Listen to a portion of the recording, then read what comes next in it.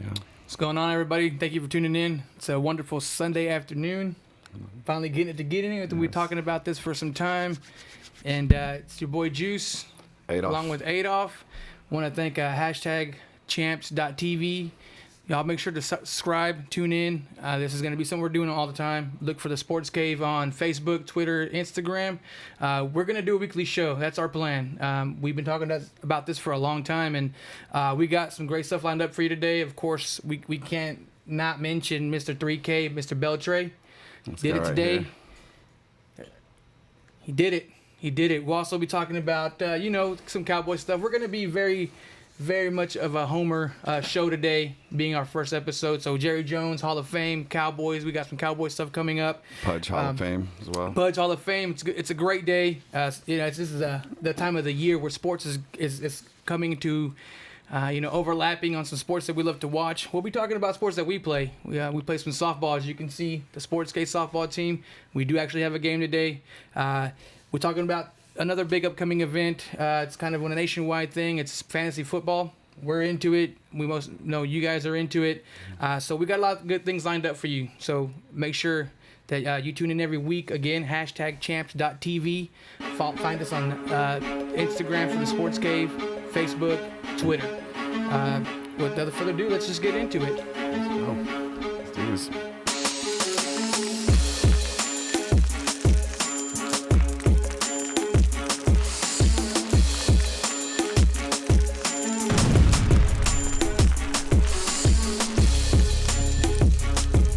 You're now tuned in to the Sports Cave on hashtag champs. All right, so first things first, Mr. Beltre, Mr. 3K, 3,000 hits. He did it. That's if you don't know or don't follow baseball, that's something that's unheard of. The history of baseball, we have 31 players now that have done that. Baseball's been played for over 100 years. I can't say that for those 100 years that every stat has been accounted for. They started tracking stats later on, but 3,000 hits is a lot. He's up there with some great names. He's the first Dominican player as well to hit 3,000 hits, and you know how many great Dominican players have been in the league over time. So it's an awesome accomplishment. It's a big accomplishment. He's doing that. He's your all-around player. He's a leader. We're lucky to have him here in Texas for now. Everything he's done for us. So, that's a big accomplishment. That's a milestone. And we, being in the DFW, we've been spoiled before with some great Cowboys teams. Of course, Dirk with the Mavericks. So I kind of want to ask, man, where do you think he stands among the DFW players? We have great athletes here. I kind of want to get your take on what do you guys think about him. His legacy here in Texas. All time, you have to put him up there with Dirk and Emmitt Smith, Roger Staubach. You have to put him up there, the Mount Rushmore of players in the Dallas-Fort Worth. Even Nolan Ryan, he was here for a short time, but he's still a Texas legend. But you would have to mention him in those names in the top 10 in this area, period. And then as far as Rangers goes, he has to be one of the top 3. You're talking Nolan Ryan, Pudge, and Beltre. He was in their franchise for bobblehead. I think that says a lot. I think we're going to try to keep him here as long as we can. I was actually able to go to the game last night, and it was buzzing.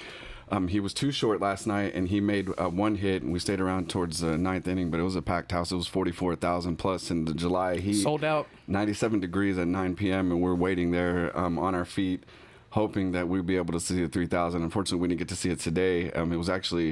It happened while we were getting ready for our show for you guys today. I heard he hit a shot to third base to Manny Machado, who's probably next in line to be the next great That's another third future Hall of Famer, yeah, I think. I believe so. So it's kind of fitting, yeah. And it's awesome. I know you went. You were fortunate to go to the game yesterday. I didn't get to go. We had a busy day yesterday, but I did watch it on TV, and it was electric out there from what I could see. I could only imagine being out there in person. Yeah. Texas Heat, you're staying there. They're down. You don't see a sold-out game in the middle of the season like that. We are in Texas. It is hot. It's very hot. It stays hot here, but I think that's something that's well worth it. And I'm sure they sold a lot of walk-up seats during the game yesterday and today. And today's a day game. And if you ever been to a Rangers game during the day, that's a hot son of a gun. But 2 p.m. Central, it's a beast of a game to be at. And like you said, they were down 4-0, and it was a full house still. No one left because they wanted to see the potential of Beltre hitting in the ninth. And unfortunately, he grounded out 2 times for his last attempts. And Ugo said, I think I jinxed it for you, man. He jinxed me. He said, there's no way you're going to be able to see it. I saw him Friday night, and I was excited. And I was like, I'm going to see this 3,000. I'm going to be there. I think a little bit of that because I was a little bit salty. It's all good. I got to get to go to the game and see it. But, the pressure's on. Yeah. I was still at home coming up, getting ready for the show when he had his first at-bat today. And he had an inside pitch for a full count. He thought it was a walk, and he quickly went up. He's still batting for the team. He's not taking advantage or wanting to do extra for his own benefit. He took the walk. He was ready to throw his bat. He took a step. He called a strike. He went back in. No hesitation. He's ready to take that walk. It was a low pitch. He swung, struck out, but you could tell he wanted it. But I don't think he swung just to get the hit. I think he did it as he thought it was a low pitch, but I think that stride he took to first, I think that shows that he's still a team player. It's not about stats for him. I think he's wanting to do what he can for the team. I think he'll be a first ballot Hall of Famer. Oh, no doubt. The like you said, he wasn't forcing his hits. The hits the attempts that he had yesterday were all close base hits, and he hustled down the line for his age, his hamstring issues he's had in the past. He wanted it, you could tell, but I'm very happy that he got it done today. It's pretty awesome, and everybody that's lucky, we got to see a couple videos. That's pretty awesome. Send them our way. We're going to share those videos as well. Thank you, Stephen, for sending that to me as well, and I'll post that as soon as possible. Another Ranger that's in the news today and that actually was wanting to be notified when he was having his Hall of Fame induction speech in Cooperstown, New York. Pudge was asking that he get an announcement so that way he can acknowledge and appreciate Beltre just like we do. Anybody that watches him appreciates what he does. I was able to watch a little bit of it before I left. It was Bud Selig. He was getting inducted. He was doing his speech, and at the bottom ticker, it said, "Stay tuned for Beltre's 3000," and that was at the request of Pudge. That's another Hall of Famer right there, first ballot. Yeah, that's. Like I said, here in the DFW, we're pretty spoiled. I think that we've had some great athletes come through. I think Pudge was maybe one of my first players that I've ever loved, that I really, truly cared to follow what he did. I'm kind of a big guy, so I don't really want to play catcher too much. But if I could, it'd be because of Pudge. I'd play catcher just because, man, we're blessed. He's been here since we were young, before I started knowing what sports was. Baseball was my first sport. So I got to see Pudge from the get-go. I mean, he came in at 16, 17 years old with the Rangers organization, and I mean, that's one guy that if it sums it up, I mean, I'd have to put him on the Mount Rushmore of DFW sports. Yes, Pudge. Definitely. He introduced me, like you said, to the Rangers and being a fan of the Rangers, and when he was gunning people out and the celebrations he'd have and catching Nolan Ryan and catching all those Rangers and making them better pitchers. It was awesome, and to see the evolution of Pudge. He left, and I remember being sad when he left and being torn up about it. But seeing what he was able to do with the Marlins and with the Tigers and win a World Series eventually, and continue to progress as an offensive player, it was pretty remarkable to see. And then know that he started here in Texas, and we found him as a young guy, and he comes back here, and we're able to see him and be an analyst now and get his insight on the game and get to know him a lot more. It's pretty awesome. I was definitely relieved when he came back to the organization. I think he's a key asset. He brings a lot to the table. He does do interviews now, and he does, commentating at the end, post games, pre games. But he is part of the Rangers organization, and we're glad he's back. And it was bittersweet to see him go to the Marlins and the Tigers. But we always root for our guys. That was one guy that no matter where he went, I think we would all root for him. And I do have a question, though. He got 75% of the votes, which is what you need from all the voters, but he only surpassed that by 4 votes. So he got his 75% that is needed and then 4 extra votes. Yeah. So what I'm wondering is, where were the other people thinking? What were the other voters thinking? How is Pudge not a first ballot, just hands down, 100%? There's always people that have speculations, but to me, he would have been one of the players that hands down would have been a first ballot. Yeah. No questions. But I agree 100%. He should be a unanimous Hall of Fame inductee. That's close to a quarter. That does raise some eyebrows. There's a recent book that came out with some allegations stating that he may have used some performance-enhancing drugs, so that may be what's putting the cloud over him and caused those votes to go down. But either way, if you ever watched baseball, then you knew that he was one of the best that's ever done it, period. And he's only one of two to be a first ballot Hall of Famer, including Johnny Bench. And when you talk about the greatest catchers of all time, it's either Johnny Bench or Pudge, and that's it. You can pick one or the other, and that's it. There's no other people that they're mentioning. Yadier Molina's getting there, but he's not there yet. He's not there. He is the first ballot Hall of Famer, and like Adolph said, he is the second catcher to ever do that. And if you think of the history of the game, there's been plenty of catchers that are, very decorated and have a lot of awards, but to be the second one to be a first ballot Hall of Famer, that's amazing. I'm going to keep on repeating this theme that we're spoiled here in Dallas, in the DFW area. We get sports. We have a major sport team in just about every sport. We have hockey, soccer, baseball, and we got it covered. I definitely feel for the cities that don't have all that. Some cities are limited to one sport, San maybe Antonio. two. Y'all have nothing else to go off of. We have it all year round. Speaking of all year round, you know what's coming up. What's that, bro? It's football. Yes, it's football, and we're not going to not talk about football, especially the home city of the Cowboys. Boy, Jerry Jones is in the news. I know other Cowboys are in the news as well. You guys know what we're talking about. The Cowboys stay in the news. But Jerry Jones is going to be in the Hall of Fame too. We're just we got Hall of Famers left and right. Jerry Jones, he's done a lot for the game. On a positive note, yes, definitely. We're less than a week away from the Hall of Fame game. Cowboys versus Cardinals on Thursday. The induction happens on Saturday. Jerry Jones will be there, LaDainian Tomlinson, some others. But we're definitely, from the Dallas-Fort Worth area, we're definitely interested in seeing what Jerry Jones has to say. His wife is going to introduce him, which I think is pretty cool, and says a lot about them and the woman that she is and the impact that she's had, not only on the team, but on him and sports as well. She does a lot for charity and a lot for the stadium, a lot of different things behind the scenes that people don't know about, but I'm sure will be highlighted when he does his induction speech. I can't wait to see it. It should be a big party. Can you imagine the party bus for Jerry Jones? I know people that go to his party, at the parties, pre-parties, during the ceremony. It's going to be electric, man. The Cowboys are known worldwide. Let's you can be a Cowboy hater, but we're so pro Cowboy that you're gonna hear that. We definitely welcome you to jump on the bandwagon anytime you want. We stay filling them up. We got seats open on the bandwagon, but the Cowboys are again, they're always in the limelight. With that being said, Jerry Jones is always making some kind of headlines. It's good or bad. It's always something that's controversial, maybe, whether it's good or bad, but he's got a lot of power in the NFL. That's a powerful family. Not just Jerry Jones, but his whole family, the whole organization. He does partake in a lot of different assets of and factors of the NFL. He's on the competition committee. He's introduced branding, Pepsi, and doing things his own way. He's challenged what the NFL and how the NFL has done branding and allowing other companies that they don't have contracts with and how they do business.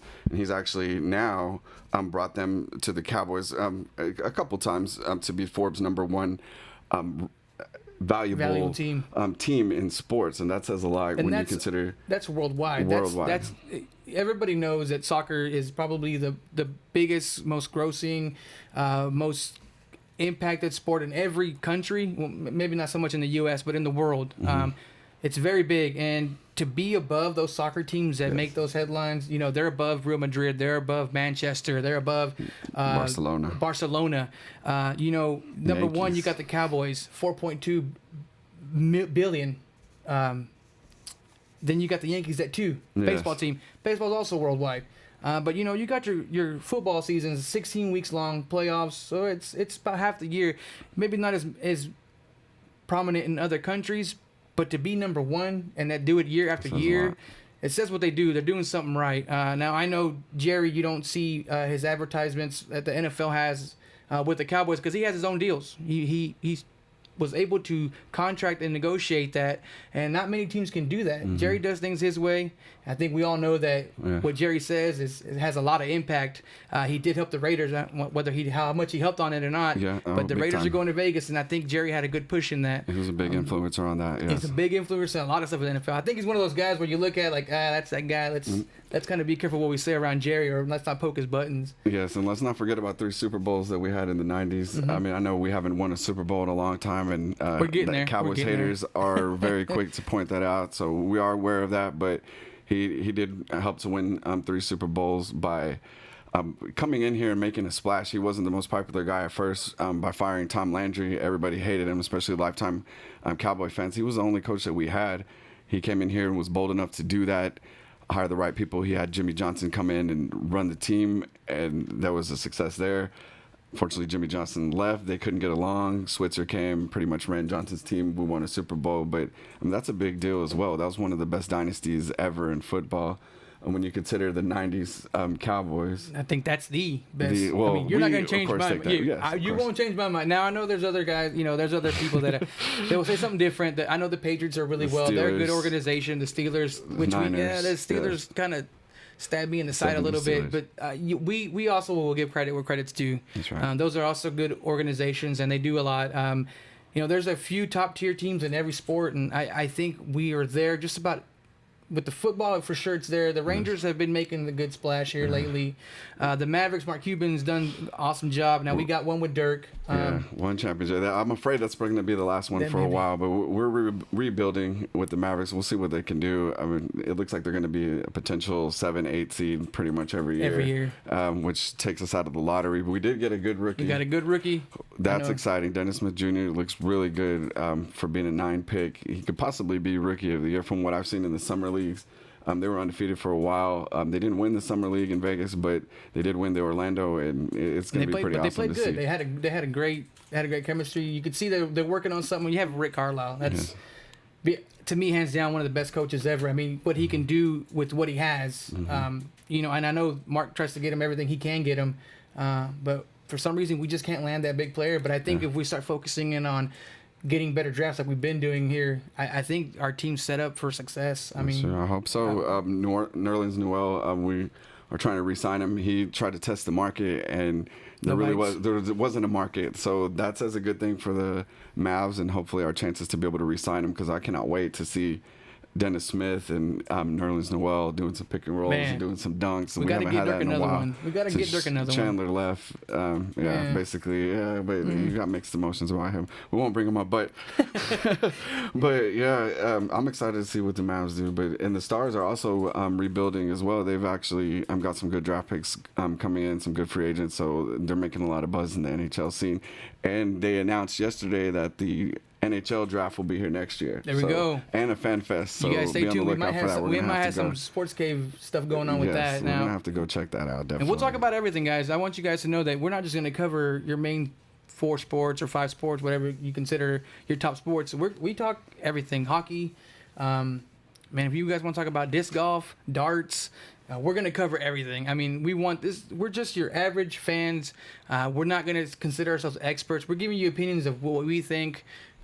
I by far will tell you I'm not an expert on every single sport, but I am an avid sports fan, and this is kind of what it is. We want to bring you into our world. This is, like we've been telling everybody, this is by fans for fans.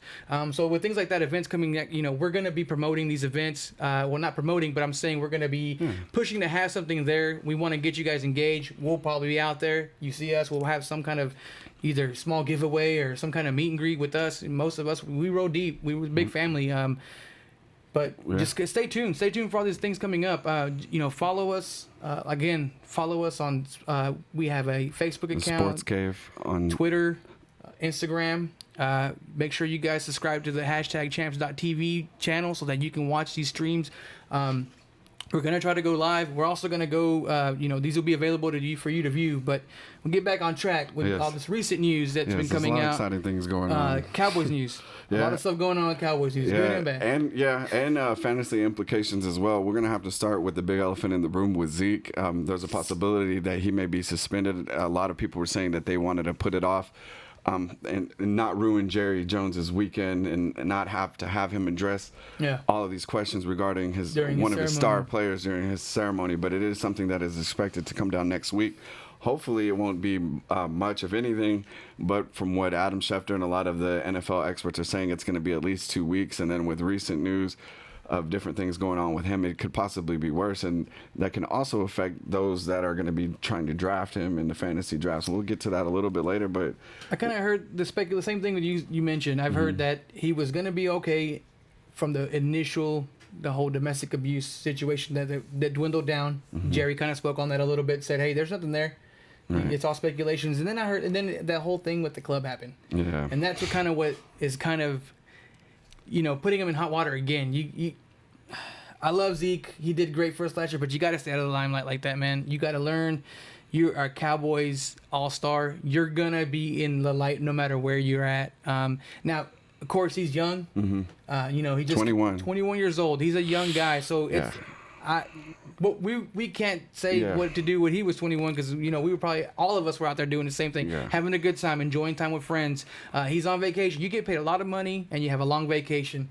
I can't blame him for having fun, but you got to remember that the camera's on you at all times, anywhere you go. I can't judge him. I was 21. I got 16 stitches in both eyes to forever remember that I was 21 at one time. So I know I was out there, out and about, but I also wasn't one of the Cowboys star players. I was out there, and he should have some people that should tell him, hey, no, watch this, or even have a person that just handles that type of stuff for you, or to tell you, no, hey, you need to step away. This is not worth it. Let's go.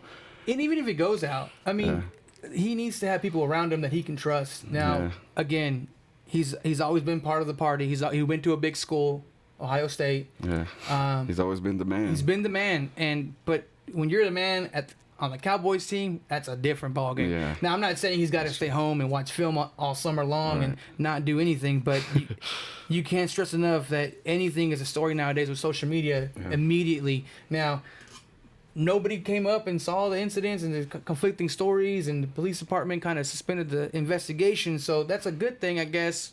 And it's to say, did he do it or did he do it? We don't know. We can't know. We weren't there. With no witness, no case. No witness, no case. That doesn't sound like it's swept under the rug a little bit. Jerry, like we said, Jerry's a powerful man, and there's nothing there. But Hall of Fame. You gotta watch what you do, especially when you're part of the Cowboys organization. Now, I'm not saying every Cowboys is out in the light like that. Your linemen don't get noticed as much. You can see them out and about every once in a while, but you're a star. The star. You're still the man, and you're on the Cowboys. That's you can ask any previous Cowboy quarterback. You're on a microscope now. Yes. I mean, speaking of which, he's not the only one facing the scrutiny. Oh no. We have Damian Wilson, who had the road rage incident, allegedly hitting a lady with his car at an FC Dallas. Yeah. Event for 4th of July. What are you doing, man? That's not right. I mean, you're because playing you have the rights to do it doesn't mean you should do it. Yeah, exactly. Yeah, I mean, we all have road rage, but come on, man, you cannot do that, especially at a 4th of July family event. Family's there. You're supposed to be doing family stuff and be in that mode, and everybody. I mean, yes, there's going to be people testing you and testing your patience and stuff, but you got to be bigger than that, especially when you're making that type of money on that type of team. And he had the potential, from what they're saying, to be a standout linebacker on this team. So that's something that we cannot afford. I mean, and not only him, but we have Randy Gregory missing the whole season. We don't even know if that guy's ever going to put back on a Cowboys uniform. Now, I think if it's reported that was his reported 7th failed test. That's crazy. So, come on. At some point, man. Yeah. It's not worth it, bro. It's not worth it. I mean, David Irving's out for 4 games also, but David Irving's is a little bit more on a different. He was taking supplements. He said that had some substances that he wasn't aware of. Do you not know, man? These guys have nutritionists. They have doctors they visit. Someone should have told him. It's 4 games we're missing. David Irving made a big splash at the end of the year last year. He definitely was putting pressure on quarterbacks. We can't afford to lose any more guys. Our offense, I feel very comfortable with. Even with the Zeke suspension, if he's suspended, we have some pretty good running backs in. We just drafted. Definitely. We got Ronnie Hillman signed. So he's supposed to be one of those type of guys to fill in that role. Lance Dunbar is gone, so he's supposed to be one of those guys that catch and run maybe even a good PPR guy for fantasy football. We'll get that in a minute. He's going to fill that void. We still have Darren McFadden and possibly Alfred Morris. We haven't heard much about him. I would say I'm pretty comfortable with the offense, especially with our new weapons coming in. But our defense, there were some games last year where we could have just got a stop, a sack, pressure, something would have changed the outcome of the game. I think, DeMontre Moore, another suspension. Shout out Raleigh Eagles. Yeah. But, he's going to be out 2 games. Yeah, he's one of those guys we brought in that we're thinking is going to help us on the defense, in the defensive line. And yeah, he's a seasoned veteran. And then unfortunately, we're going to have to do that. I think they may have known a little bit, but 2 games, that's going to be tough. Our defense is already going to be shorthanded, so it's going to make things tough to begin with. And we got a lot of new pieces, a lot of rookies on the outside, a lot of rookies that we drafted. I'm excited to see what the cornerbacks are going to be able to do. But that defensive line is always going to be a question because we didn't get really a premier guy. I mean, we got Taco Charlton. Love tacos. Yes, of course. Who doesn't love tacos? So he's going to be a popular just on that. But from what we're hearing, he's not doing so great against our offensive line. Our offensive line is good, but from what I'm hearing, Lyle Collins has been showing him, putting him in his place. Basically, let him know he's a rookie. So he's got work to do, but hopefully we can get that better as well. Again, man, our offense is great, but what my concerns are is that defense. We got to put pressure on the quarterbacks. We got to get some stops. But on the whole football train, we know that most of you followers and friends of the DaSportzCave play fantasy football. Well, we've been playing since 2011. 2011. So we officially made our league. You guys are familiar with the Chubb Club League. The Chubb Club veterans are here. We started this league a while back, and it was one of those things to keep in touch with our friends. We get older, we lose track of connections, and we lose the folk. We don't hang out as much as we used to. But one of the things that we started was our fantasy football league, and it's one of those things that we have always done. We enjoy. So we're going to talk a little bit about fantasy football. It's a big thing right now. I think you were recently at the convention. Yes, I was able to go to the National Fantasy Football Convention. First of all, in the Chubb League, 3-time champ, so I do know what I'm talking about a little bit. It's rigged. The One-Eyed Wonders, young Jimmy Johnson. That's a whole nother segment there. That's a whole nother segment. We'll talk about that, but definitely know what I'm talking about. Love it. I did go to the National Fantasy Football Convention. Just wanted to check it out and see what it was about. It was an inaugural one that's ever taken place. There was a couple other ones that have been shut down, and Tony Romo and his partners brought that together. But it was pretty cool. I got to see Charles Haley, Dwayne Bowe, Sharkandrick West, a lot of guys that if you've been playing fantasy football, or even if you just watch football casually. Taylor Gabriel, some good young guys. Zeke was there, Darren Woodson. It was a pretty awesome experience. I think you have a Johnny Manziel. I did get a Johnny Manziel autograph. There was a lot of autographs there. There were some basically workshops on how to draft. There was a live draft that featured David Johnson on Sunday. It was a whole weekend event. I went Saturday and Sunday. I definitely would recommend going to that. There were some interactive apps like Your Rules Football. They were there. They had a whole big stand, and that's basically a site that lets you pick exactly how you want to manage your league. You got guys like or guys in our league, I'll just say it like that. We'll use our league as guys in our league, they want to use a point per sack, and they want to basically nick the quarterback for getting one or two, or getting a sack and sometimes giving 2 points. Yeah, or sometimes you want to add a defensive player. Ugo's always trying to add that in our Scared fantasy of adding a defensive player meetings. Yeah, I'll never do that. I'll never vote for that. But there are different things that you can do and tweaks that you can do. There's a lot of different apps and websites out there that they were trying to introduce you to. Hopefully we'll get to go there next year, maybe even have a booth if things work out the way that we want them to. But I definitely recommend it. I look forward to it next year. Now, you mentioned Your Rules is a new website coming up that you can customize now. We have always used Yahoo. Right. Yahoo Fantasy Football, which to me, that gives us a little bit of creativity and freedom to make our point systems the way we like it. Any commissioners out there, I definitely recommend having an owners meeting before I get any further into these platforms. Owners meetings for us we introduced this a couple times, was it maybe 2 or 3 seasons ago, where we just said, hey, everybody had an opinion during the season about the point spreads and the settings that we had. at one point it gets old as a commissioner, where you keep getting people like, why did we do this? Why did we do that? Why did we do this? It gets old. So you want to have a commissioners or owners meeting. Everything that there is voted on. If you didn't make it, you can't say anything about it. That's where we voted that whole point per sack, which Adolph hated, and I think I'm going to join him this year on voting against it. It's becoming more of a passer league, and that really does take effect into the systems. But I would definitely recommend having a owners meeting where everything gets voted on and agreed on, and then once it's done, wash your hands of it. Season starts, set everything up. Ours will be happening on the 5th of August. 5th at an unknown location, I guess. I think we settled on tight ends. Okay, I think that was a vote. Tight ends, we were outvoted, so I think that's something that we're going to have to be checking out. But I do, real quick, I just want to check in with Mr. Rillis. Thank you for watching. He's also asking that, he's requesting that we talk about LeBron and Kyrie. What do you think about that situation going on? I don't understand it. These guys were in the playoffs. They're in the finals. What, 2-3 years in a row? Man, I think they need to stay together, but they won 1, lost 2, and now all of a sudden Kyrie wants out. He wants to be the star of a team, but that doesn't make a lot of sense to me because where's he going to go? I saw the list that he wants. I don't know that any of that makes a good fit for him. I mean, it's Minnesota.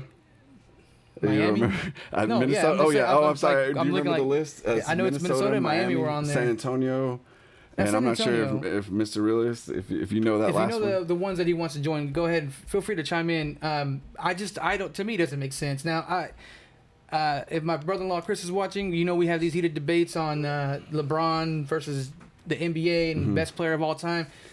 And I give the guy credit. He's a great player. But he's not the 18-year-old LeBron, the 22-year-old LeBron anymore. He needs that point guard. Kyrie, I don't know why you'd want to leave. Yeah. I mean, the Warriors just handed it to you. Yeah.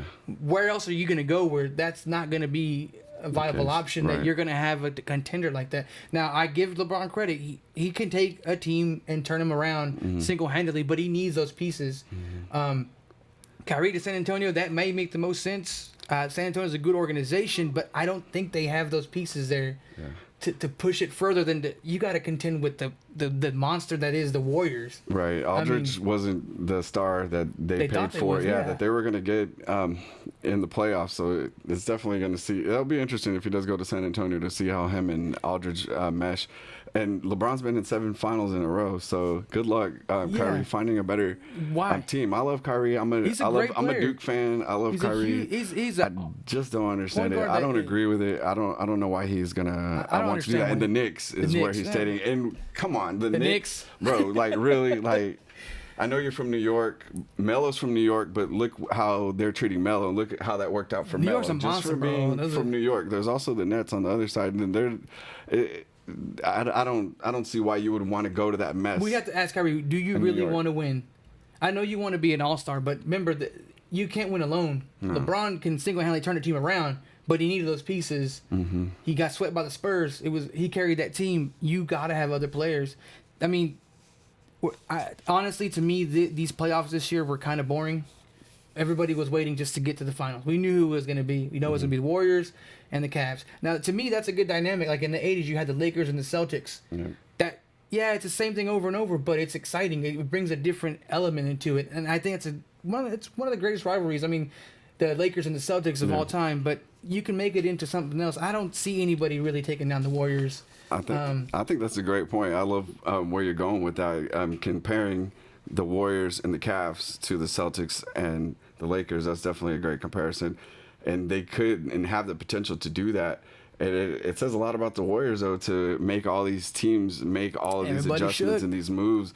Basketball is meeting fantasy football type of deals now with all these guys trying to make these super teams and trying to do different things that have never been done before.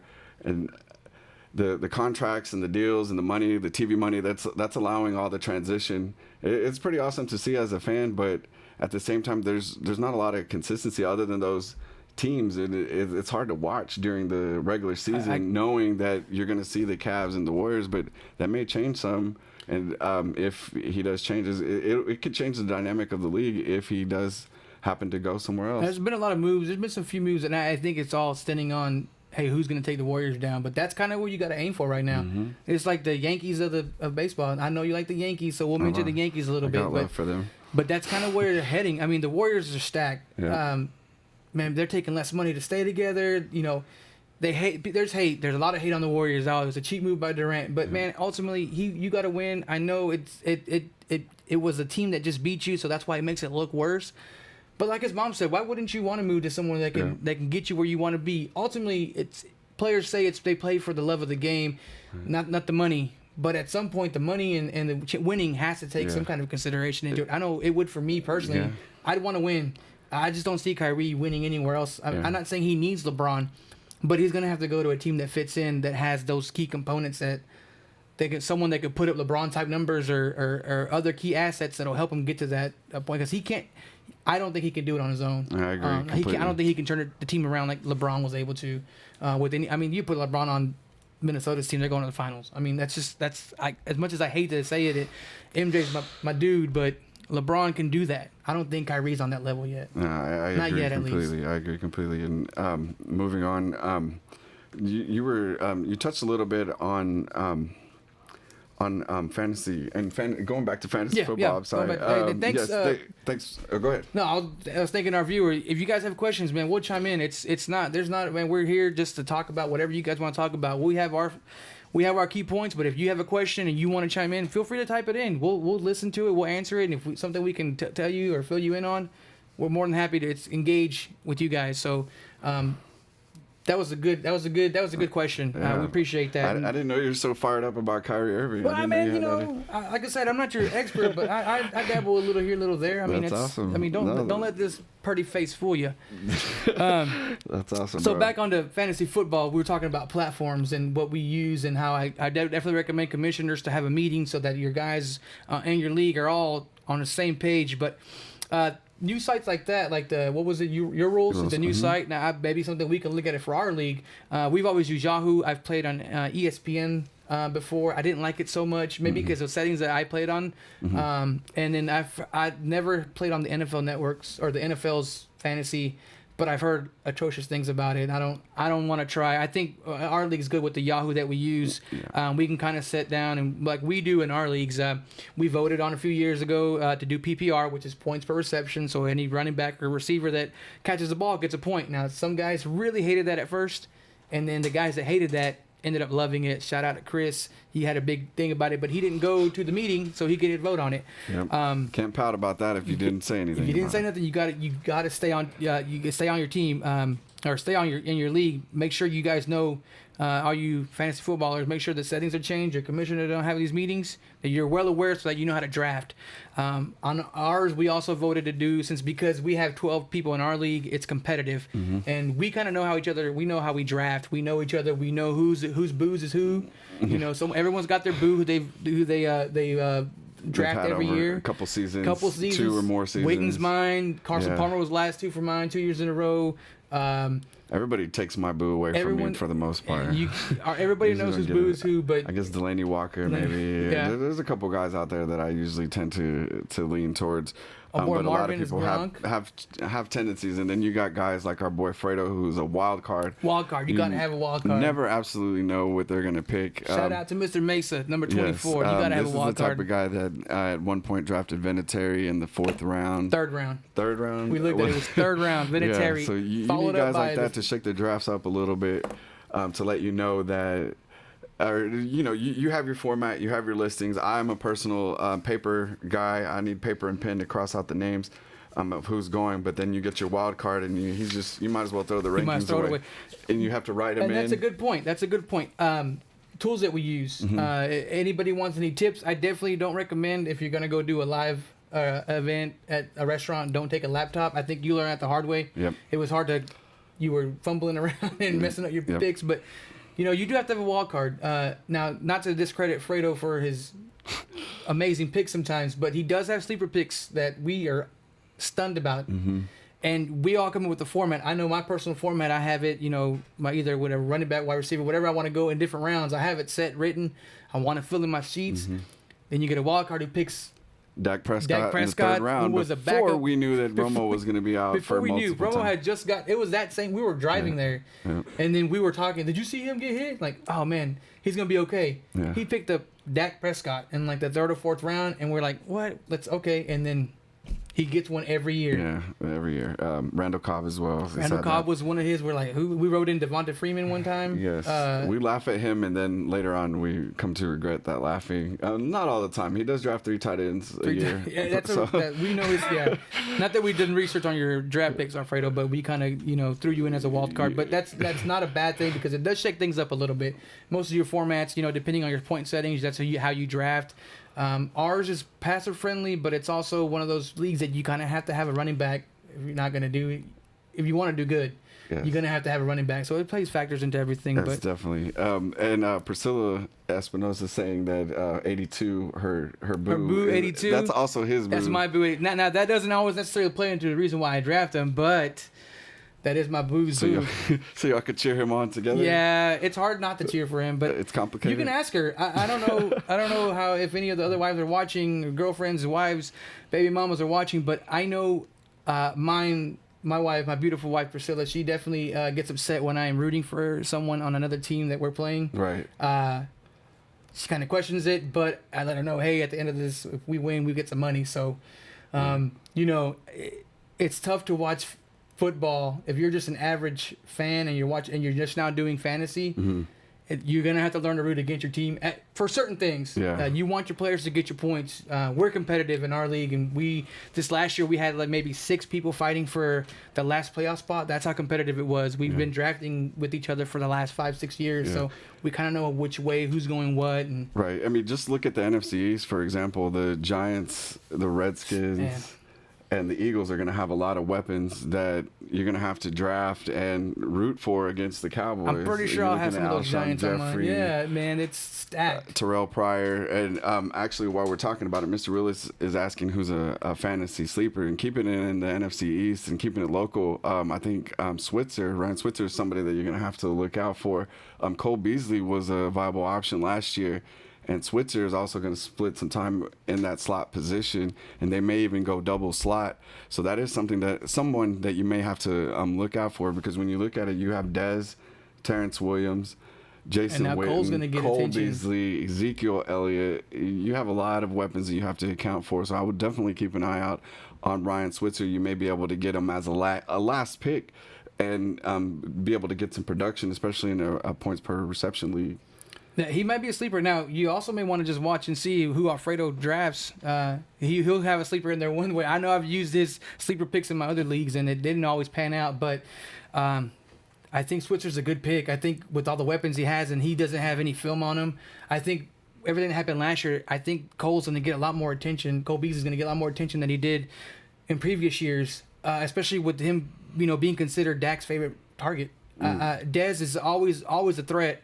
But I think we're going to have a deeper pass game this year, being that now if they stack the line against Zeke, we have that option to go deep. I think they're going to open the reins a little bit on Dak and let him go a little further. I think he had a limited playbook last year, and don't quote me on that, but I think they weren't running everything that Romo would run. But I think this year, they're letting the reins back a little bit. And that gives you a lot of options, but I think Switzer's a good sleeper. Right. Even if they don't, I mean, he could be a safety blanket. Dak usually takes the open throw. He doesn't throw a lot of interceptions, so he's going to throw it to whoever's open. He doesn't care what name is on the back of the jersey or how much they're getting paid. Now, that was Mr. Realist? Yes. Mr. Realist. Now, you also got to take in mind, it also depends on your league settings. Right.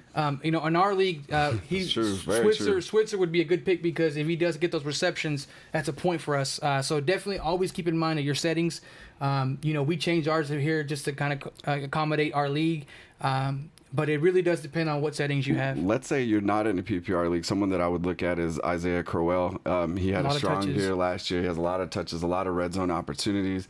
Browns quarterback, who is it? Who cares? You really don't know, and it really doesn't matter. They're not going to put up a lot of production, and they're going to lean a lot towards Crowell, and they do have a good young line that he has behind him. So that's somebody that I would look at in the standard leagues. And as far as leagues go, do you have a preference on online versus? I've done both. Draft? I like the live basically because I do it with my buddies that I grew up with.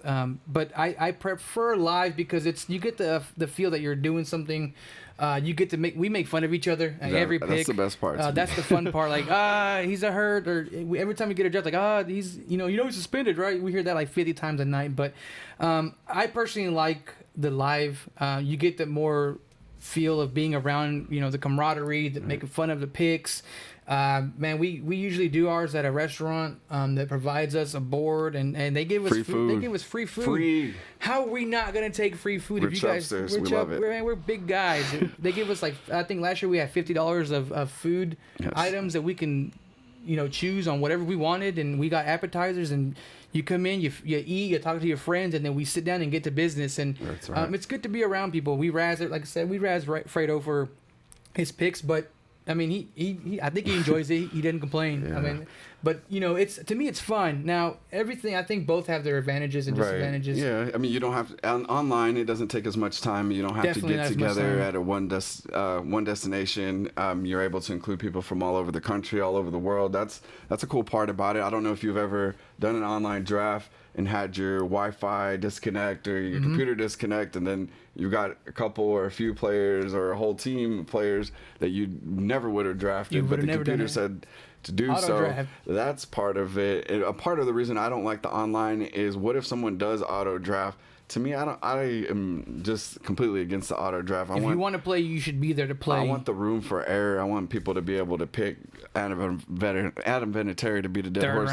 In the third round. I want that type of action. Well, you had a mishap last year. I had a mishap last year. I thought that Alshon Jeffrey was taken. He really wasn't. I got Sammy Watkins instead, and then like 4 picks later, I regretted it the whole season. That's the beauty of Jeffrey it. Jeffrey didn't really beast, but he did a lot better than Watkins. So that's something that haunted me the whole year, and that's something I definitely wouldn't do again. So I would definitely suggest, if you are doing a live draft, to make sure that you check that board double, 3, 4, 5 times, as many times as you need to before you make that pick. I know they're timed, so there's the pressure and there's the hackling of make your pick, hurry up. We only have a certain amount of time. We're pretty lenient with our group. I think we give each other maybe 3 minutes, and then at a certain point, we always, hey man, this is the first round. You should know who you want. Yeah. The later rounds, we go back to the same thing. Hey man, it's like 2 picks left. Just pick somebody. But I think another thing that why I like the live draft, and our league specifically, we do it somewhere off site. It's not someone's house necessarily. Is that there's less distractions for me. Kids, I gotta sit there and tell the wife, like, hey, I'm gonna draft. Like, I can't get up for 2 hours, and then when I do, or hour and a half, however long it takes, but then when I do, I have to wait. If I need to go to the restroom or get a drink, I gotta wait till I draft, to where I'm not coming back, or I'm not going to be next, and then I gotta go back and research. Scroll down, scroll up, who took who on what round, and what am I missing? Whereas if we have a live, we have a board with stickers, and that's true. I like it personally better. That's my preference. I know everyone's different. I know some leagues that have all the players out of town, they can't be there. We have maybe one. That's true. Shout out to Marvin. What's up, Marvin? In Austin. We'll see. Usually either FaceTime live him, or he calls in his picks to his bro. So it's remarkable. He'll do a draft over the phone blindly and have a top 5 team, top 6 team. He makes the playoffs every year. Every year, he's like, he's not even there, and then the year he was there, he's like, oh man, he loved it. And, so I mean, hopefully we get to have him at the draft here live, but if not, we'll accommodate. We always do. But every league can be different, and with these new sites coming up, there's endless possibilities. Now, we only do fantasy football. I don't know if you ever tried any other sports. I did basketball for a season, and I think it's just too much. I've never really tried much. I've done like the pick'ems and different things, the NCAA pick'ems and stuff like that, but I've never really gotten that much into the fantasy football. I don't really care for the other sports to dissect it the way, and the research and everything that is entailed, because it is a full-time grind. I mean, you're talking 16, 17 weeks in playoffs, and sometimes an investment. Monetary investment in some leagues, so that's something that I'm not willing to do for other sports, but because I don't love them like I do football. I mean, to each their own, but it's definitely the fantasy football is by far the best king, and I mean it shows. I mean, all the fantasy shows that are out there, and then conventions, different things. It's a growing sport for men, women. I mean, I don't even know kids that are. And we do call it a sport because it is a sport. It is a sport. It's a grind. So it's something. Have you ever done any of those online like DraftKings? I've never tried that. I've heard about it. I know some people that have made money, but from what I understand, it's tough because it's an auction-based draft, and you have to have salary caps and all that stuff. And with me personally, I'm going to do 2 leagues. I have done 3 leagues in the past, but it's a grind to do that. Yeah, you can get burned out really quick. So this year I'm going to try 2 and try to share some knowledge with the Sports Cave and try to make everyone else's team better, and that's what I'm hoping to do. Well, I do got to give Ed our credit. He has won 3. I think we changed the rules because he wanted a dynasty plaque on the trophy, so we made it 5, so that we wouldn't have this huge plaque on our trophy right off the bat with one guy winning. I mean, I'm not saying he gives me extra incentives to make him win or switch it up a little bit, but he does a pretty good job of drafting. Now, Adolph's one of those people that there's a few in every league that constantly keep making moves. I'm completely opposite. I will sit on my guys until the very end or until they get hurt. You make a lot of moves. I make too many moves. I'm always cutting people, sometimes before they should be cut, but I do tend to make a lot of trades, a lot of 2-for-1s. Some leagues even have voting that would veto you, and that's something that in my work league we were doing, and that's the main reason why I'm not doing that league anymore, because in our league, in the Chubb League, just for example, I'll make 5 or 6 trades a season. In every other league, if it's possible, I'll do that as well. And in this league, they happen to have a voting format that will veto it prior to you and review it prior. I'm not with that. The whole reason that we're doing that we're doing fantasy football is to get as many players as possible, make as many acquisitions as possible. There are some leagues that even do $1 per transaction, and I could never do that because I'd be negative even if I won, so I'm not going to do that. I'm not going to try to get into that type of league for anyone. So it's all about personal preference. I would definitely ask those questions prior to committing yourself and your time to any of those leagues. Definitely ask questions. If you guys, any newcomers to fantasy football, even you veterans, if you have any questions on leagues you're joining, definitely ask the questions. I joined one of my buddies' work leagues, and I can draft one way completely into my league, and in his league it was completely different. Now, the settings were exactly the same because he copied my format. He liked it, and when he started his, and I'm not saying he copied it, but he took a lot of stuff that, I gave him some guidance on how I did mine, and we compared notes, is basically what we did.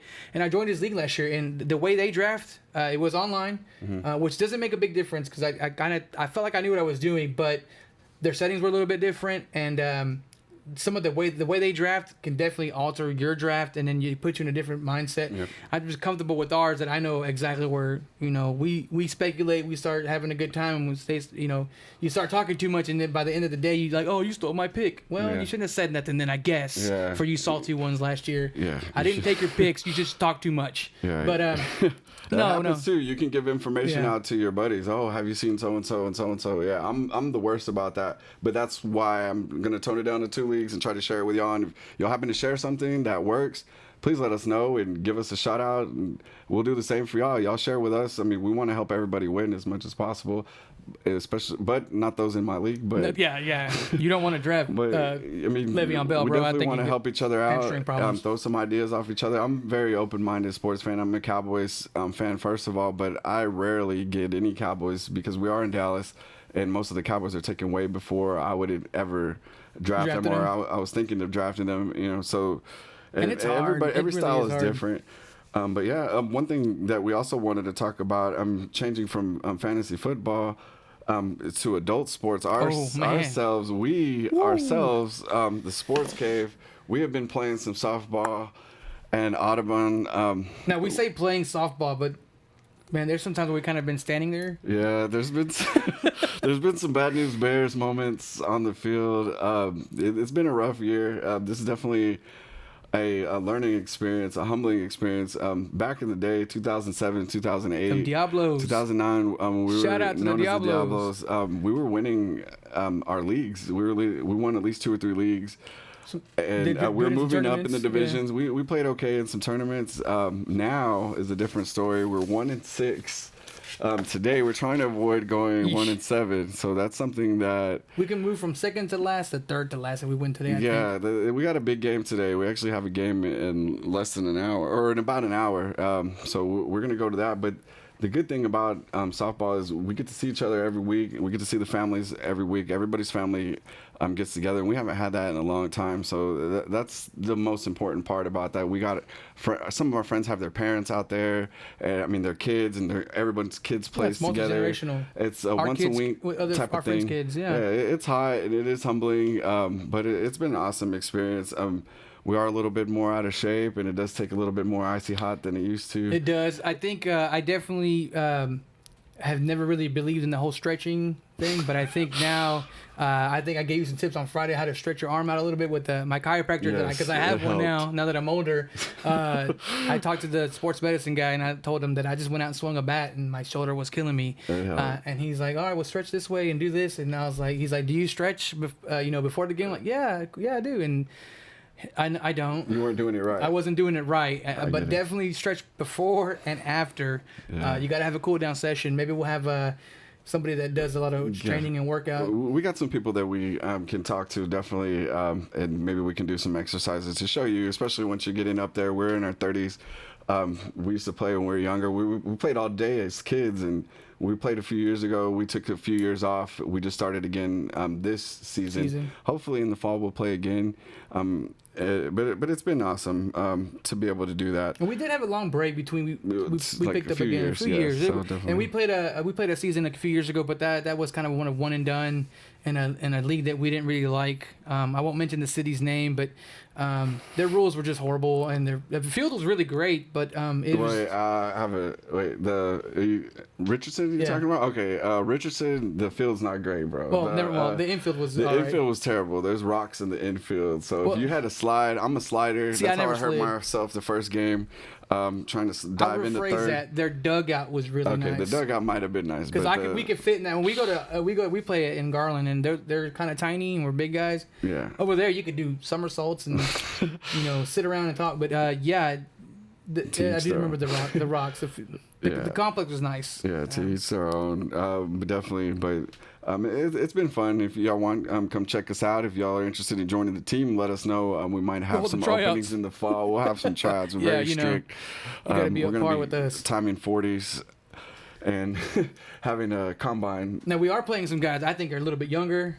That have been playing. I think they've been playing year after year, but I think we'll get back to it. I think we just had to work out some kinks, and I think we'll get back to our rhythm of winning and doing all right.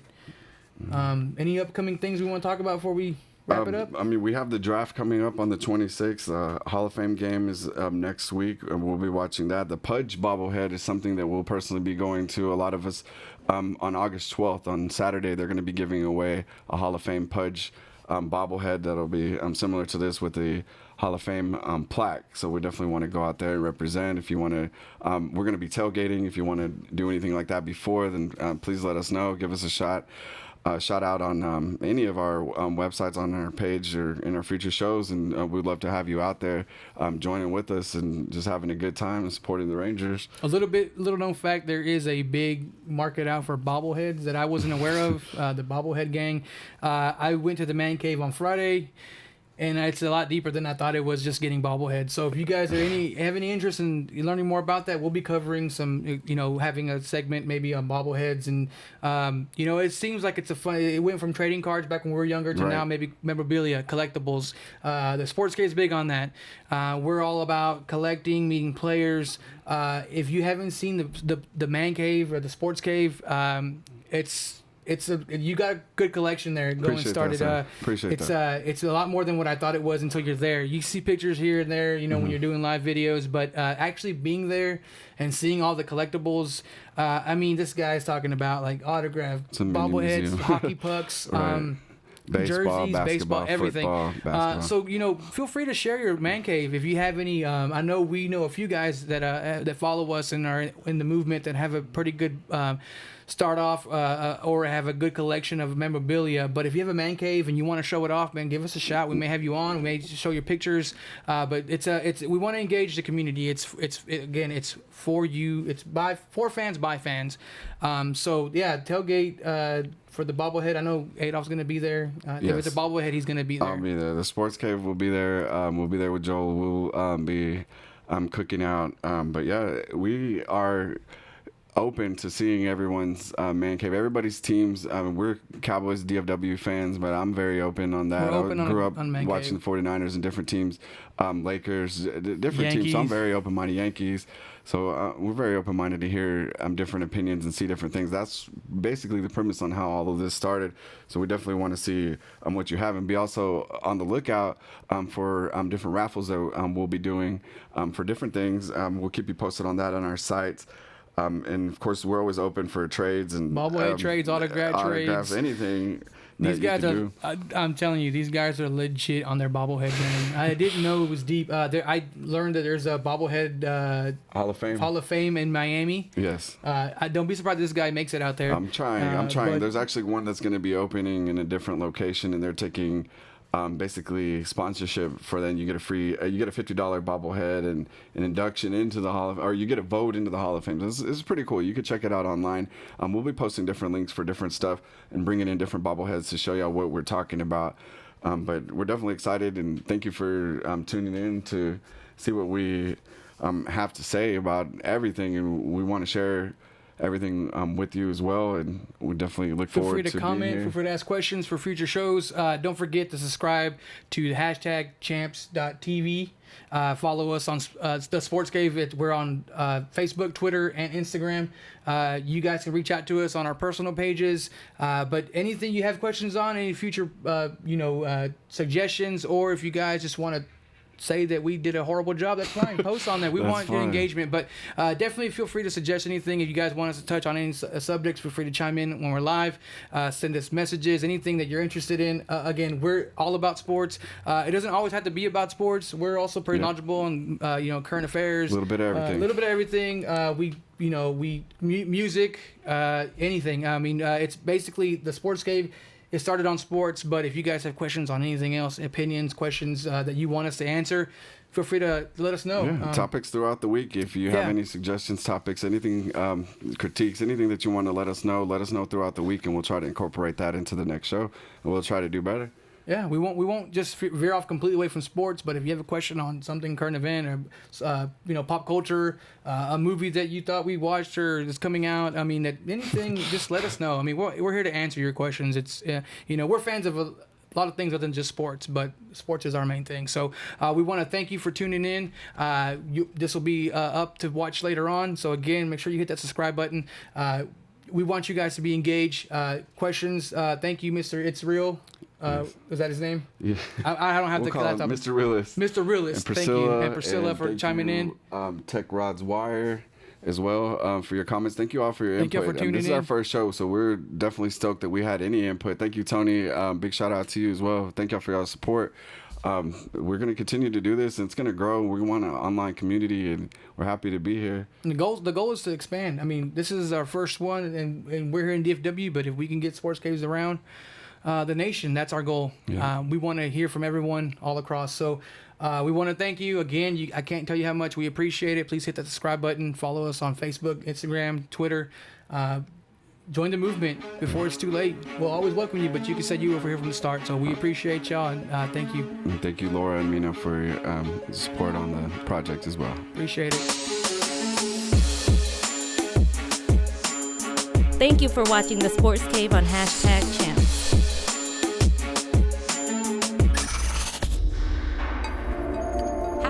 #Champs is a Twisted Curve production.